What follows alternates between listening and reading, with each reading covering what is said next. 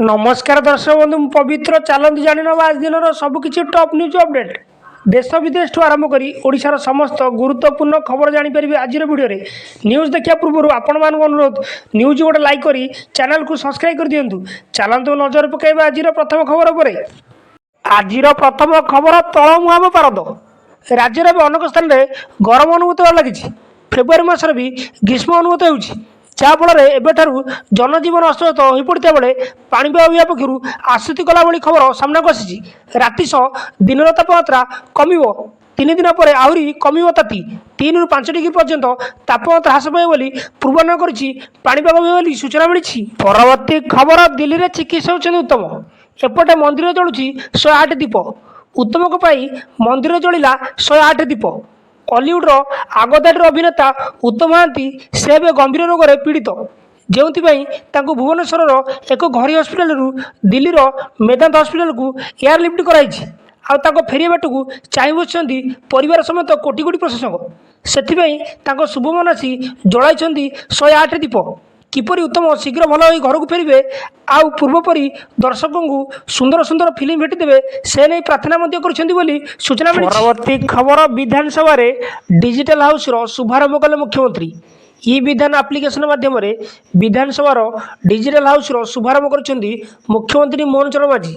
ये अवसर से कहते पेपरलेस हाउस जो गृहर गौरव वृद्धि हम ये पदक्षेप फल आमर विधानसभा एक डिजिटल युग को आउ एक पाद अग्रसर हो बुधवार ओडिशा विधानसभा बाचस्पति सुराम पाड़ी उपस्थित मुख्यमंत्री मोहन चरण माझी ई विधानसभा आप्लिकेशन माध्यम कार्यक्रम आरंभ कर सूचना मिली। परवर्ती खबर मार्च सुधा सरबनी रत्नभंडार मरामती नीति भक्तों भिड़ जो काम विलंब गत डिसेम्बर मसरू रत्नभंडार मरामती आरंभ होता बेले फेब्रुआरी मार्च भितर सर स्थिर होता किंतु यही समय भितर सरब ना बोली श्रीमंदिर उपमुख्य प्रशासक तथा पुरी जिलापाल स्पष्ट कर श्रीजीव नीतिकांत और भक्तों भिड़ जो मरामती बाधा सृष्टि होती काम त्वरान्वित हो पार ना तेज नीति सहल सरने को चेष्टा करुवा सेवायत कहते भितर रत्नभंडार मरामती प्रायतः शेष पर्यायर पहुंची चट्टाण मरामती सरिया बेले कांथरे खरा पत्थर बदल लगाई नुआ पत्थर बोली सूचना मिली। परवर्ती खबर अमेरिका जीवे प्रधानमंत्री नरेंद्र मोदी फ्रांस गस्त पर प्रधानमंत्री नरेंद्र मोदी आज अमेरिका गस्त करेंगे सेठारे से अमेरिका राष्ट्रपति डोनाल्ड ट्रंप को भेटे वाणिज्य सुरक्षा प्रतिरक्षा सहयोग एवं भिसा नीति भली गुरुत्वपूर्ण प्रसंग में यह बैठक में आलोचना होवार संभावना रही।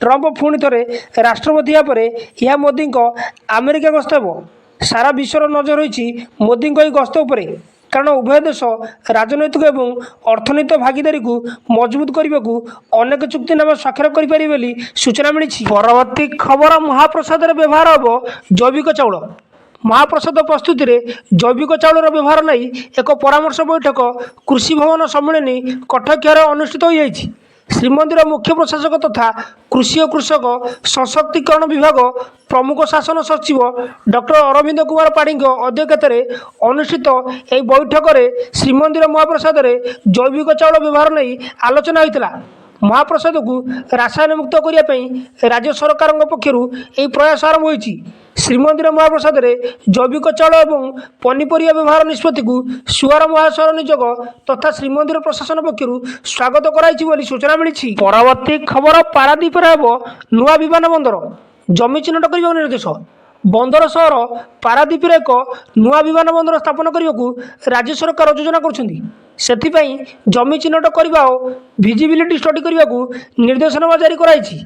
लोकसभा भवन में मुख्य सचिव मनोज आहूजा अध्यक्षतार अनुष्ठित तृतीय उच्च क्षमता संपन्न कमिटी बैठक में एने आलोचना होगी सूचना मिली। परवर्ती खबर नवम दशम पिला खाइबे मध्याह्न भोजन एणिकी बाद पड़े नवम दशम श्रेणीर छात्रछात्री प्रथम और अष्टम श्रेणीर पिला भली ए दुईटी श्रेणीर पिला भी दिज्व मध्याह्न भोजन पूर्व मुख्यमंत्री मोहन चरण माझी एने घोषणा करते हेले आज या स्पष्ट कर गणशिक्षा विभाग मुख्यमंत्री घोषणा पर स्पष्ट कर गणशिक्षा मंत्री नित्यानंद गंड मंत्री को कहवा कथा आसंता शिक्षा वर्ष नवम दशम पिला मध्याह्न भोजन दिज्व राज्य सरकार यार संपूर्ण खर्च बहन करेंगे सूचना मिली। परवर्ती खबर विधानसभा सुरक्षा 30 प्लाटून फोर्स କାଲିଠାରୁ ସପ୍ତଦଶ ବିଧାନସଭାର ଦ୍ୱିତୀୟ ଅଧିବେଶନ ଆରମ୍ଭ ହେବ। ଏନେଇ ସୁରକ୍ଷା ବ୍ୟବସ୍ଥା ଯାଞ୍ଚ କରୁଛନ୍ତି ପୁଲିସ ଡିଜି। ବିଧାନସଭାରେ ତ୍ରିସ୍ତରୀୟ ସୁରକ୍ଷା ବ୍ୟବସ୍ଥା ହେବ। ମୁତୟନ ରହିବେ 30 ପ୍ଲାଟୁନ ପୁଲିସ ଫୋର୍ସ, 100 ବରିଷ୍ଠ ପୁଲିସ ଅଧିକାରୀ ଉପସ୍ଥିତ ରହିବେ। ଅନ୍ୟପଟେ ବଜେଟ୍ ଅଧିବେଶନ ପୂର୍ବରୁ ବିଜେପି ବିଧାୟକ ଦଳ ବୈଠକ ବସିଛି। ବିଧାନସଭା 54 ନମ୍ବର ପ୍ରକୋଷ୍ଠରେ ବୈଠକ ବସିଛି। ବିଧାନସଭା କିଭଳି ସୁରୁଖୁରୁରେ ଚାଲିବ ସେ ନେଇ ଆଲୋଚନା ଚାଲିଛି। ବିରୋଧୀକୁ ମୁକାବିଲା କରିବା ପାଇଁ ବୈଠକରେ ରଣନୀତି ପ୍ରସ୍ତୁତ ଚାଲିଛି ବୋଲି ସୂଚନା ମିଳିଛି। ପରବର୍ତ୍ତୀ ଖବର, ଧବଳେଶ୍ୱରଙ୍କ ପୀଠରେ ରାତି 1ରେ ଉଠିବ ମହାଦୀପ। ଆଗକୁ ଆସୁଛି ଜାଗର।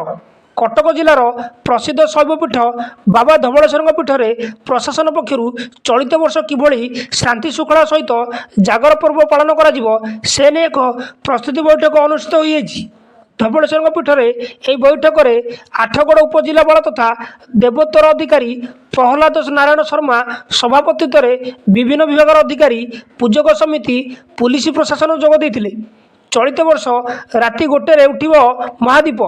ଭୋର 4ଟାରୁ ନୀତିକାନ୍ତ ସମାପନ କରାଯିବ ସହ ସର୍ବସାଧାରଣ ଦର୍ଶନ ପାଇଁ ସ୍ୱତନ୍ତ୍ର ବ୍ୟବସ୍ଥା କରାଯିବା ପାଇଁ ନିଷ୍ପତ୍ତି କରାଯାଇଛି। ପୀଠରେ ବ୍ୟାରିକେଡ୍ ଆଲୋକୀକରଣ କରାଯାଇ ଶାନ୍ତି ଶୃଙ୍ଖଳା ସହ ଦର୍ଶନ କରିବା ପାଇଁ ସମସ୍ତ ପ୍ରକାର ବ୍ୟବସ୍ଥା କରାଯିବା ପାଇଁ ଉପଜିଲ୍ଲାପାଳ ପ୍ରତିଶ୍ରୁତି ଦେଇଛନ୍ତି ବୋଲି ସୂଚନା ମିଳିଛି। ପରବର୍ତ୍ତୀ ଖବର, କୁମ୍ଭମେଳାରେ ବୁଡ଼ ପକାଇଲେଣି 50 କୋଟିରୁ ଉର୍ଦ୍ଧ୍ୱ ଶ୍ରଦ୍ଧାଳୁ। ପ୍ରୟାଗରାଜରେ ପ୍ରବଳ ଗହଳି। ମହାକୁମ୍ଭରେ ବୁଡ଼ ପକାଇବା ପାଇଁ ଶ୍ରଦ୍ଧାଳୁଙ୍କ ପ୍ରବଳ ଭିଡ଼। ପ୍ରୟାଗରାଜରେ ଚାଲିଥିବା ମହାକୁମ୍ଭ 2025ରେ ବର୍ତ୍ତମାନ ସୁଦ୍ଧା ବୁଡ଼ ପକାଇଲେଣି 25 କୋଟିରୁ ଉର୍ଦ୍ଧ୍ୱ ଶ୍ରଦ୍ଧାଳୁ। ସୂଚନା ଦେଲେ ମୁଖ୍ୟମନ୍ତ୍ରୀ ଯୋଗୀ ଆଦିତ୍ୟନାଥ ବୋଲି ସୂଚନା ମିଳିଛି। ପରବର୍ତ୍ତୀ ଖବର, ଫେବୃଆରୀ 18ରୁ ଯୁକ୍ତ 2 ଥିଓରି ପରୀକ୍ଷା। ଫେବୃଆରୀ 18ରୁ ଯୁକ୍ତ 2 ଥିଓରି ପରୀକ୍ଷା। ଏଥିଲାଗି ଆଜିଠୁ ପରୀକ୍ଷା ପରିଚାଳନା ହେବାକୁ କଡ଼ା ସୁରକ୍ଷା ବଳରେ ପ୍ରଶ୍ନପତ୍ର ପଠାଉଛି। ଉଚ୍ଚ ମାଧ୍ୟମିକ ଶିକ୍ଷା ପରିଷଦ କାର୍ଯ୍ୟାଳୟରୁ 2ଟି ପର୍ଯ୍ୟାୟରେ ଏହି ପ୍ରଶ୍ନପତ୍ର ପଠାଯିବାର ବନ୍ଦୋବସ୍ତ ହୋଇଛି। ପ୍ରଥମ ପର୍ଯ୍ୟାୟ ଫେବୃଆରୀ 14 ଯାଏଁ ଓ ଦ୍ୱିତୀୟ ପର୍ଯ୍ୟାୟ ମାର୍ଚ୍ଚ 4ରୁ 6 ଯାଏଁ ପଠାଯିବ। 10ଟି ରୁଟ୍ ଦେଇ 96 ପାର୍କିଂରେ ଏହି ପ୍ରଶ୍ନପତ୍ର ଯିବା ଆରମ୍ଭ କରିଛି। ଆଗ ଦକ୍ଷିଣ ଓ ପଶ୍ଚିମ ଓଡ଼ିଶା ଅଧୀନରେ ହବ୍କୁ ଯାଉଛି ପ୍ରଶ୍ନପତ୍ର।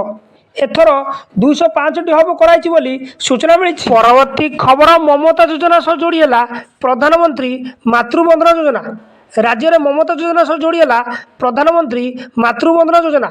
ଏଣିକି କନ୍ୟା ସନ୍ତାନ ଜନ୍ମ ହେଲେ ମିଳିବ 12,000 ଟଙ୍କା ଏବଂ ପୁତ୍ର ସନ୍ତାନ ପାଇଁ 10,000 ଟଙ୍କା ରହିଛି। କନ୍ୟା ସନ୍ତାନ ଜନ୍ମ ପାଇଁ ଗର୍ଭବତୀଙ୍କୁ ବର୍ଷକୁ ଅଧିକ 2,000 ଟଙ୍କା ପ୍ରଦାନ କରାଯିବ। ଗର୍ଭବତୀ ମହିଳାଙ୍କ ଉତ୍ତମ ସ୍ୱାସ୍ଥ୍ୟ ତଥା କନ୍ୟା ସନ୍ତାନ ଜନ୍ମକୁ ପ୍ରୋତ୍ସାହିତ କରିବା ପାଇଁ ମୁଖ୍ୟମନ୍ତ୍ରୀ ମୋହନ ଚରଣ ମାଝୀ ଏହି ନିଷ୍ପତ୍ତି ଗ୍ରହଣ କରିଛନ୍ତି। ସେହିପରି ଏହି ଯୋଜନାରେ ପୁତ୍ର ସନ୍ତାନ ଜନ୍ମ କ୍ଷେତ୍ରରେ 10,000 ଟଙ୍କା ପ୍ରଦାନ କରାଯିବ। ତେବେ କନ୍ୟା ସନ୍ତାନ ପାଇଁ ପୂର୍ବରୁ 10,000 ଟଙ୍କା ଦିଆଯାଉଥିବା ବେଳେ ମିଳିତ ଯୋଜନାରେ 12,000 ଟଙ୍କା ଦିଆଯିବ ବୋଲି ସୂଚନା ମିଳିଛି। ପରବର୍ତ୍ତୀ ଖବର, ବଢ଼ିଲା କନିଷ୍ଠ ଶିକ୍ଷକଙ୍କ ଦରମା।